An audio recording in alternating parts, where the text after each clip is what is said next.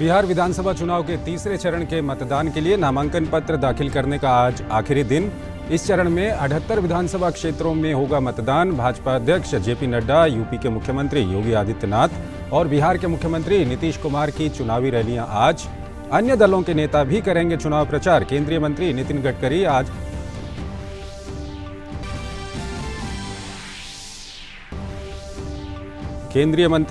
गडकरी आज असम में देश के पहले परिवहन के विभिन्न साधनों वाले लॉजिस्टिक पार्क का करेंगे शिलान्यास।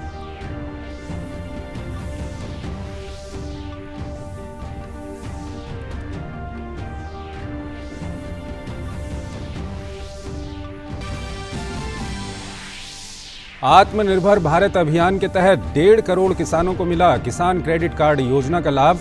कोविड संकट से निपटने के लिए पैकेज के तहत 1,35,000 करोड़ रुपए का सस्ता कर्ज किया गया वितरित। योजना का लाभ 2.5 करोड़ किसानों तक पहुंचाने का रखा गया है लक्ष्य।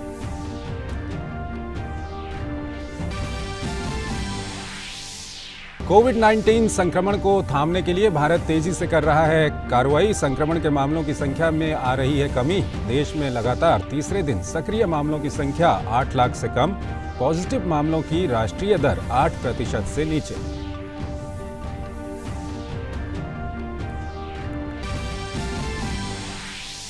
विश्व स्वास्थ्य संगठन ने कहा, कोविड-19 वैक्सीन को वित्त पोषित करने हेतु कोवैक्स सुविधा के लिए अब तक 184 देश आए हैं एक साथ। संगठन ने हाई रिस्क वाले समुदायों, स्वास्थ्य प्रणाली को स्थिर बनाने और वैश्विक अर्थव्यवस्था में सुधार लाने के लिए वैक्सीन के समान वितरण पर दिया जोर।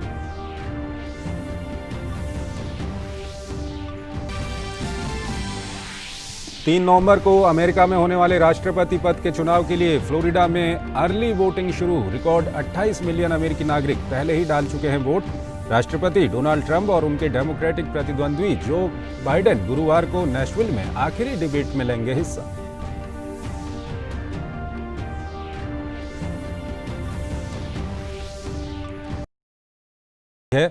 राज्य में चुनावी प्रचार अब पूरी तरह से जोर पकड़ चुका है। राजनीतिक दलों के नेता पूरी ताकत के साथ मतदाताओं को लुभाने में जुटे हैं। भाजपा अध्यक्ष जगत प्रकाश नड्डा आज बक्सर और आरा में 2 चुनावी सभाओं को संबोधित करेंगे। यूपी के मुख्यमंत्री योगी भी आज रामगढ़, अरवल और काराकट विधानसभा क्षेत्रों में जनसभाओं को संबोधित करेंगे। मुख्यमंत्री नीतीश कुमार भी आज गोपालगंज, सिवान, रघुनाथपुर, जहानाबाद और पटना में रैली करने का उनका कार्यक्रम है। उप मुख्यमंत्री सुशील कुमार मोदी भी धौरैया, बांका और मुंगेर में आज रैलियां करेंगे। केंद्रीय गृह राज्य मंत्री नित्यानंद राय और वीआईपी के राष्ट्रीय अध्यक्ष मुकेश साहनी भी गुरुवाह, वजीरगंज, दालमिया नगर और आलमपुर में चुनावी रैली को संबोधित करेंगे।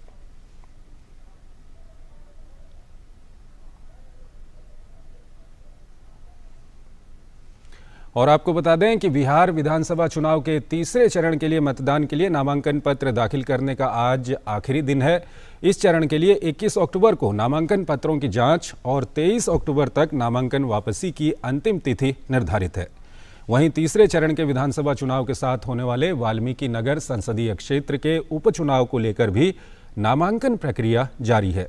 कोविड के चलते इस बार के चुनाव में नामांकन ऑनलाइन और ऑफलाइन भरने की सुविधा दी गई है। तीसरे चरण में 78 सीटों पर मतदान होगा। इस चरण में 15 जिलों में वोटिंग होगी। इसमें करीब 33.5 हजार पोलिंग स्टेशन शामिल होंगे। तीसरे चरण की वोटिंग 7 नवंबर को होगी। चुनाव आयोग के नए नियमों के तहत इस चुनाव में उम्मीदवारों को अपने ऊपर दर्ज आपराधिक केस की जानकारी सार्वजनिक भी करनी होगी। तीसरे चरण के लिए होने वाले मतदान के लिए अब तक 200 से अधिक उम्मीदवारों द्वारा नामांकन करने की खबरें हैं। और बिहार विधानसभा चुनाव में मतदान से पहले ही जन अधिकार पार्टी के राष्ट्रीय अध्यक्ष और प्रगतिशील लोकतांत्रिक गठबंधन के संयोजक राजेश रंजन उर्फ पप्पू यादव को एक बड़ा झटका लगा है। जन अधिकार पार्टी के 11 उम्मीदवारों का नामांकन रद्द कर दिया गया है। पप्पू यादव ने इसे एक राजनीतिक साजिश करार दिया है। पार्टी ने तीसरे चरण के लिए 49 उम्मीदवारों की सूची भी जारी कर दी है। वहीं चुनाव आयोग ने इसके लिए व्यापक इंतजाम किए हैं कि कोरोना से कैसे बच सकते हैं। इसके अलावा जो कोरोना संक्रमित हैं वो अपने मत का प्रयोग कैसे कर सकते हैं। मतदान को लेकर चुनाव आयोग ने कुछ गाइडलाइंस जारी की है, जिनका पालन करना जरूरी है। मसलन मतदान शुरू होने से पहले बूथ को पूरी तरह से सैनिटाइज कर डिसइंफेक्ट किया जाएगा।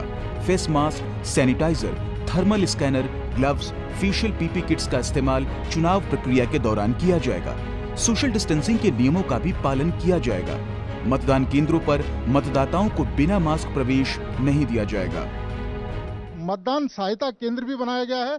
जो भी वोट डालने के लिए आएंगे, उन्हें किसी तरह की कोई परेशानी होगी तो ये डेस्क उनकी हेल्प करेगी। इसके साथ ही प्रथम मतदान पदाधिकारी यहाँ पर रहेंगे, जो आइडेंटिफाई करेंगे जो लोग वोट डालने के लिए आए हैं, उनको यहाँ पर आइडेंटिफाई किया जाएगा कि वो सही है कि नहीं, उन्हें किसी तरह की कोई वो गलत तो नहीं मतदान करने के लिए आ रहे। इसके बाद जो दूसरे अधिकारी हैं वो यहाँ पर उनकी जो डिटेल है वो लिखेंगे।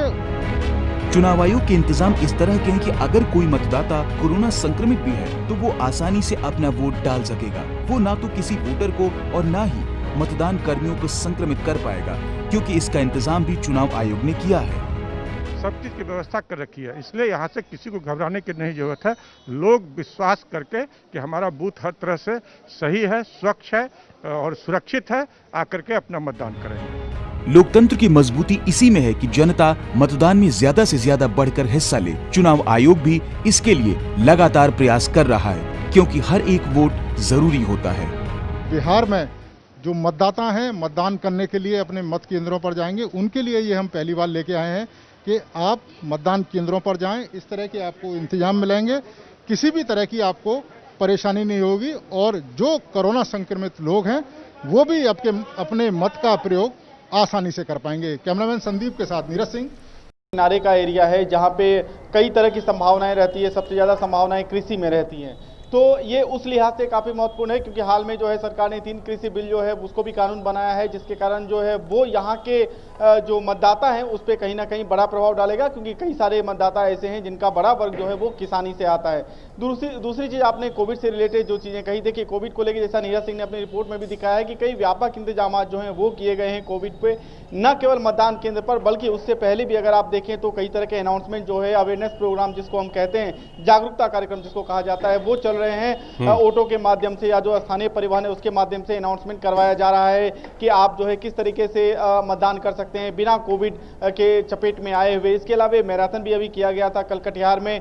तो कुल मिलाकर कई सारे स्टेप्स लिए गए हैं चुनाव आयोग के द्वारा। नॉमिनेशन भी ऑनलाइन किया गया है, जो स्लॉट दिए जाते थे टेलीविजन को, स्लॉट भी एक्सटेंड किया गया है ताकि जो है वो फिजिकल डिस्टेंसिंग जो है उसको, सोशल डिस्टेंसिंग उसको नॉर्म को फॉलो किया जा सके। इन सब चीज़ों के अलावा जो है अगर कोविड कोई संक्रमित है तो उनके लिए अलग से टाइम दिया गया है। मतदान केंद्र पर 1 घंटा का अलग से टाइम उनके लिए रखा गया है, जिसमें पीपीई किट वगैरह से लैस जो मतदान कर्मी है वो वहां उनको असिस्ट करेंगे। तो ओवरऑल एक कॉम्प्रिहेंसिव अरेंजमेंट जो है वो किया गया है। जैसा कि आप अपने एंकरिंग में भी कह रहे थे कि एक भी वोट छूटे नहीं, इस चीज को सुनिश्चित किया गया है। तो ओवरऑल मैं आपको कहूं तो तैयारियां काफी व्यापक स्तर पर है। हालांकि ये लोगों पर भी निर्भर करता है कि वो इस चीज को कितना फॉलो करते हैं, कितना वो इस चीज को लाइटली लेते हैं। लेकिन अभी तक जो चीजें दिखी है वो कमोवेश जो है स्थिति पूरी तरीके से नियंत्रण में ही। रैलियों में हालांकि भीड़ जुट रही है, लेकिन फिर भी प्रशासन अपनी तरफ से कोशिश कर रहा है कि जितना हो सके सोशल डिस्टेंसिंग हो सके, या मास्क हो सके, या फिर सैनिटाइजर हो सके, हैंड वॉशिंग। हमने कई बार ये भी देखा कि मंच से जो नेता हैं या उनके जो आसपास के जो कार्यकर्ता रहते हैं वो मास्क का डिस्ट्रीब्यूशन करें, लोगों को बांट रहे हैं। तो ओवरऑल प्रयास किया जा रहा है कि चुनाव शांतिपूर्ण और सुरक्षित तरीके से हो सके। जी चंद्रशेखर। योगेश, आप हमारे साथ बने रहिए। अनुज यादव हमारे साथ जुड़ रहे हैं मोतिहारी से। अनुज, अगर हम पूर्वी चंपारण के इस इलाके की बात करें तो अभी भी ये इलाका बिहार के जो बाकी हिस्से हैं उससे कई मामलों में और कई जगहों पर पिछड़ा हुआ है, और पिछले कुछ सालों में विकास की बयार ज़रूर यहाँ पहुँची है, क्योंकि यहाँ कई सारे ऐसे इलाके हैं जो नक्सल प्रभावित इलाके पहले हुआ करते थे, वहाँ पर अब परिवर्तन आया है। इस बार अगर आप लोगों से बातचीत कर रहे होंगे तो क्या ये विकास का मुद्दा या वहाँ पर जो दूसरे अन्य मुद्दे रहते हैं, जाति के मुद्दे हैं, दूसरे मुद्दे हैं, क्या कुछ प्रभावी आपको दिख रहा है इस बार? देखिए चंद्रशेखर, बिल्कुल 90 के दशक की बात करें तो इस इलाके की अपनी एक अलग पहचान थी। वो पहचान एक अच्छी पहचान के रूप में नहीं थी। यहाँ पर गुंडागर्दी और नक्सलवाद चरम पर था। ये पूर्वी चंपारण और पश्चिम चंपारण के वो इलाके हैं यहाँ पर डकैती, हत्या, लूट, अपहरण की घटनाएं जो हैं वो बाकी बिहार के मुकाबले सबसे ज़्यादा इस इलाके के अंदर होती थी। और वो 90 के दशक का दौर, यहाँ कोई जो भी व्यक्ति है उसको ध्यान में रखते हुए आज भी जो है अपने फैसले लेता है। जब हम इलाकों में जाते हैं, गांवों के इलाके में जाते हैं, उद्योगपतियों से बात करते हैं तो वो आज भी उन बातों को नहीं भूल पाते कि किस तरीके से यहाँ पर गन्ने की जो मिलें थी वो यहाँ पर बंद हो गई, क्योंकि ये धान का कटोरा इस इलाके को कहा जाता है। वो राइस मिल यहाँ पर बंद हो गई और किस तरीके से यहाँ से रोजगार के लिए युवाओं का पलायन हुआ। लेकिन 90 के दशक के बाद 15 साल की जो राजद की सरकार थी उसके बाद सरकार बदली, यहाँ की तकदीर बदली, यहाँ की तस्वीर बदली। नक्सलवाद को यहाँ से बिल्कुल एक तरीके से सफाया यहाँ से किया गया। यहाँ एक सबसे बड़ी बात यह है क्योंकि यहाँ सबसे उपजाऊ जमीन है चंद्रशेखर, सबसे ज्यादा धान और गन्ना आज भी यहाँ पर होता है। धीरे धीरे यहाँ पर जो मिले थी वो वापस यहाँ पर लौटी हैं। पलायन एक बहुत बड़ा मुद्दा इस चुनाव के अंदर बना है। यहाँ पर बाढ़ एक बहुत बड़ी त्रासदी के रूप में इस इलाके के अंदर आती है। सबसे पहले अगर बाढ़ आती है तो इस इलाके में आती है, फिर आगे बिहार के दूसरे इलाकों में जाती है। ये एक सबसे बड़ा मुद्दा है और यहाँ की जनता चाहती है कि बाढ़ का कोई स्थायी समाधान निकाला जाए। दूसरी सबसे बड़ी बात, क्योंकि इसका अपना एक राजनीतिक इतिहास भी रहा है, आज़ादी का अपना एक इतिहास रहा है, सीता की शरण स्थली ये चंपारण का इलाका रहा है, उसका वो गौरव वापस लौटाने की बात यहाँ के लोग करते हैं कि जो चंपारण की अपना एक अच्छा इतिहास था वो वापस यहाँ पर लौटे। हालांकि काफ़ी यहाँ पर शुरुआत की गई है, कृषि के क्षेत्र में काफ़ी यहाँ पर बदलाव हुए हैं, मछली पालन को यहाँ पर काफ़ी बढ़ावा दिया गया है रोजगार के रूप में। यहाँ पर कृषि की जितनी योजनाएं थी केंद्र से चली थी वो ज़मीनी स्तर पर दिखाई देती हैं, लेकिन फिर भी आधारभूत ढांचे को मजबूत करना, औद्योगिकीकरण करना, पलायन को रोकना, युवाओं के लिए रोजगार, बिजली, सड़क, पानी जैसी जो समस्याएं हैं ग्रामीण इलाकों में उनसे पार पाना एक बहुत बड़ा मुद्दा इस चुनाव। अनुज, क्योंकि आप पूर्वी चंपारण में मौजूद हैं इसलिए एक सवाल आपसे जरूरी हो जाता है। पिछले दिनों में हमने देखा कि यहाँ पे एक एलपीजी बॉटलिंग प्लांट भी यहाँ पर लगाया गया। इस तरह के जो विकास के कार्य हैं उसको लेकर के क्या कुछ रिएक्शन वहाँ पर लोगों के हैं? देखिए, अगर मैं पिछले 15 साल की बात करूं तो जिस तरीके से लगातार यहाँ पलायन 70% युवाओं का होता था उसमें गिरावट यहाँ पर आई है। और उसका सबसे बड़ा कारण यही है कि जो योजनाएं, बड़ी योजनाएं केंद्र स्तर की हैं वो यहाँ पर आई हैं। जो आपने बोटलिंग प्लांट की बात की एलपीजी के, वो यहाँ पर लगा है। यहाँ पर गन्ना मिल जो है वो वापसी यहाँ पर कर रही है, राइस मिल यहाँ पर वापसी कर रही है। इसके अलावा फ्लोर मिल, आटा मिल है वो यहाँ पर वापसी कर रही हैं। तो कुल मिलाकर हम इस बात को कह सकते हैं कि चंपारण अपनी उस विरासत को वापस करने के लिए जूझ रहा है और उसकी कोशिशें लगातार राज्य सरकार की तरफ से, केंद्र सरकार की तरफ से यहां पर की गई हैं। लेकिन करने के लिए, क्योंकि चुनाव का वक्त है और लोगों की बड़ी उम्मीदें अपनी नई सरकार से, अपने जनप्रतिनिधियों से होती हैं, तो निश्चित तौर पर लोग इन बात को कह रहे हैं कि इस इलाके के अंदर जो इसका पुराना इतिहास था वो वापस लौटे। यहां पर पहले की जैसे लोग जो है आत्मनिर्भर यहां पर बने, लोगों को बाहर ना जाना पड़े। ये एक बड़ा चुनावी मुद्दा इस पूरे चंपारण के अंदर बनता हुआ नजर आ रहा है और राजनीतिक दल लोगों की इन मुद्दों को, इन बातों को भांपते हुए ही जनता के बीच में लगातार जा रहे हैं। आज से जो उत्तर प्रदेश के मुख्यमंत्री योगी आदित्यनाथ हैं वो भी बिहार की धरती पर होंगे। वो भी इस बात को बताएंगे कि देखिए उत्तर प्रदेश को पिछले 5 साल के अंदर किस तरीके से 4 साल के अंदर आगे बढ़ाया गया है, क्योंकि ये यूपी से लगता हुआ इलाका है तो क्यों नहीं बिहार आगे बढ़ सकता है। इस तरह के चुनाव प्रचार की जो बातें हैं वो लगातार जनता के बीच में सभी राजनीतिक लगातार कर रहे हैं। चंद्रशेखर, ठीक है। अनुज और योगेश, बहुत बहुत शुक्रिया आपका हमसे बातचीत करने के लिए। और अब अगली खबर की ओर बढ़ते हैं। कटिहार जिले में मतदाता जागरूकता अभियान के तहत मैराथन दौड़ का आयोजन किया गया। जिले में बेहतर मतदान प्रतिशत को लेकर इस मैराथन दौड़ में पहली बार बने वोटर यानी 18 वर्ष से ऊपर के 150 युवा प्रतिभागियों ने सोशल डिस्टेंसिंग का पालन करते हुए मैराथन दौड़ में हिस्सा लिया। सभी प्रतिभागी बीएमपी मैदान से दौड़ते हुए करीब 4 किलोमीटर की दूरी पूरी कर राजेंद्र स्टेडियम तक पहुंचे। बाद में आयोजक दल के द्वारा जीते हुए सभी प्रतिभागियों को शील्ड और सर्टिफिकेट देकर प्रोत्साहित किया गया। केंद्रीय सड़क परिवहन और राजमार्ग मंत्री नितिन गडकरी वर्चुअल माध्यम से असम में देश के पहले परिवहन के विभिन्न साधनों वाले लॉजिस्टिक पार्क का शिलान्यास करेंगे। कार्यक्रम की अध्यक्षता मुख्यमंत्री सर्बानंद सोनोवाल द्वारा की जाएगी। 693.97 करोड़ रुपए की लागत से बनने वाले इस पार्क से लोगों को हवाई, सड़क, रेल और जलमार्ग से संपर्क की सीधी सुविधा मिलेगी। इसे भारत सरकार की महत्वाकांक्षी भारतमाला परियोजना के तहत विकसित किया जाएगा। किसानों की आर्थिक स्थिति को मजबूत करने के लिए किसान क्रेडिट कार्ड वितरण के विशेष अभियान को अच्छी सफलता मिल रही है। बैंकों ने अब तक 1.5 करोड़ किसान क्रेडिट कार्ड धारकों को कुल 1,35,000 करोड़ रुपए का रियायती कर्ज वितरित किया है। आत्मनिर्भर भारत पैकेज के तहत सरकार ने केसीसी योजना के तहत 2.5 करोड़ किसानों को 2 लाख करोड़ रुपए का कर्ज देने का लक्ष्य रखा है। वित्त मंत्रालय ने कहा कि बैंकों और अन्य साझेदारों के सतत प्रयासों की मदद से 1.5 करोड़ किसानों को किसान क्रेडिट कार्ड योजना का लाभ मिला है। इस योजना का लाभ मछली पालन करने और डेयरी कारोबार में लगे किसानों को भी मिला है। योजना के तहत 1,60,000 तक का वर्किंग कैपिटल बिना किसी कोलैटरल या गिरवी के 4% पर मिलता है। केसीसी योजना 1998 में शुरू की गई थी। इसका उद्देश्य किसानों को कृषि गतिविधियों के लिए बिना किसी बाधा के समय पर ऋण उपलब्ध कराना है। भारत सरकार किसान क्रेडिट कार्ड के तहत किसानों को ब्याज पर 2% की आर्थिक सहायता देती है और समय पर ऋण चुकाने वाले किसानों को 3% की प्रोत्साहन छूट देती है। इस तरह केसीसी पर सालाना ब्याज दर 4% की आती है। वित्त और कॉरपोरेट मामलों की मंत्री निर्मला सीतारमण ने कहा है कि केंद्रीय सार्वजनिक क्षेत्र के उपक्रमों का पूंजीगत व्यय आर्थिक वृद्धि का महत्वपूर्ण संचालक है और इसे वित्त वर्षों 2020, 2021 और 2021-2022 में बढ़ाने की जरूरत है। वो पेट्रोलियम और प्राकृतिक गैस और कोयला मंत्रालय के सचिवों और 14 केंद्रीय सार्वजनिक क्षेत्र के उपक्रमों के अध्यक्षों और प्रबंध निदेशकों को वीडियो कॉन्फ्रेंसिंग के जरिए संबोधित कर रही थीं। संक्रमित लोगों में से अब तक 67,33,000 से ज्यादा मरीज स्वस्थ हो चुके हैं, जिसके बाद देश में रिकवरी रेट बढ़कर 88.63% हो गया है। वहीं देश में कोविड से मृत्यु दर घटकर 1.52% रह गई है। देश में कोरोना के खिलाफ जंग जारी है, जिसके तहत ट्रैकिंग, टेस्टिंग और ट्रीटमेंट पर अधिक जोर दिया जा रहा है। कोरोना के खिलाफ जारी जंग में सरकार के द्वारा किए जा रहे प्रयासों के सकारात्मक परिणाम सामने आ रहे हैं। स्वास्थ्य मंत्रालय ने बताया कि कोरोना वायरस से सर्वाधिक प्रभावित 5 राज्यों महाराष्ट्र, कर्नाटक, केरल, आंध्र प्रदेश और तमिलनाडु में सक्रिय मामलों की संख्या कम हो गई है। महाराष्ट्र में प्रतिदिन सामने आ रहे रोगियों की संख्या में काफ़ी कमी आई है। पहले ये 22,000 थी, जो अब घटकर 9,000 तक है। आंध्र प्रदेश में प्रतिदिन नए मामलों की संख्या 3,900 रह गई है, जबकि पहले 1 महीने पहले की अगर हम बात करें तो लगभग 9,500 लोग प्रतिदिन संक्रमित हो रहे थे।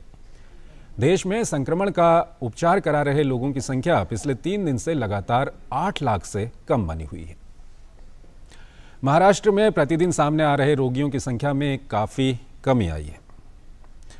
और अगर हम दुनिया की बात करें तो दुनिया भर में कोरोना वायरस से संक्रमितों की संख्या 4,06,28,000 से ज़्यादा है। वहीं इससे मरने वालों की संख्या 11,23,000 के करीब है। पिछले 24 घंटों में 3,40,000 से ज़्यादा संक्रमण के नए मामले सामने आए हैं। कोविड-19 से ठीक होने वालों की संख्या 3,03,40,000 के करीब है।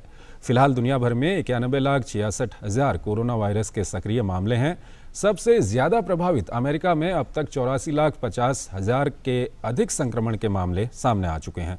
वहीं इससे 2,25,000 से ज़्यादा लोगों की मौत हो चुकी है। अमेरिका में 27 लाख से ज़्यादा सक्रिय मामले हैं। ब्राज़ील में संक्रमण के मामले 52,51,000 से अधिक हैं। इससे मरने वालों की संख्या 1,54,000 से ज़्यादा है। ब्राज़ील में फिलहाल 4,68,000 सक्रिय मामले हैं। और इस सब के बीच विश्व स्वास्थ्य संगठन के महानिदेशक टेड्रोस अदनोम घेब्रेयेसस ने कहा है कि कोवैक्स सुविधा में अब तक 184 देश शामिल हो चुके हैं। इसका मकसद कोविड-19 टीकों को अमीर और गरीब दोनों देशों को निष्पक्ष रूप से वितरित करना है। घेब्रेयेसस ने जेनेवा में मीडिया ब्रीफिंग के दौरान कहा कि समान रूप से टीके का वितरण ही उच्च जोखिम वाले समुदायों की सुरक्षा, स्वास्थ्य व्यवस्था को स्थिर रखने और वास्तविक तौर से वैश्विक आर्थिक सुधार का सबसे तेज तरीका है। कोवैक्स सुविधा में इक्वाडोर और उरुग्वे नए सदस्य के रूप में शामिल हुए हैं। WHO ने कोरोना वायरस संक्रमितों की संख्या को नियंत्रित करने के लिए कई देशों की प्रशंसा भी की। The virus has shown that when we let our guard down, it can surge back at breakneck speed and threaten hospitals and health systems. On 9 October, I shared that 171 countries and economies were part of the Gavi, CEPI, and WHO-led COVAX initiative for vaccine access. I'm pleased to announce today that now 184 countries have now joined COVAX. The most recent countries joining over the weekend are Ecuador and Uruguay.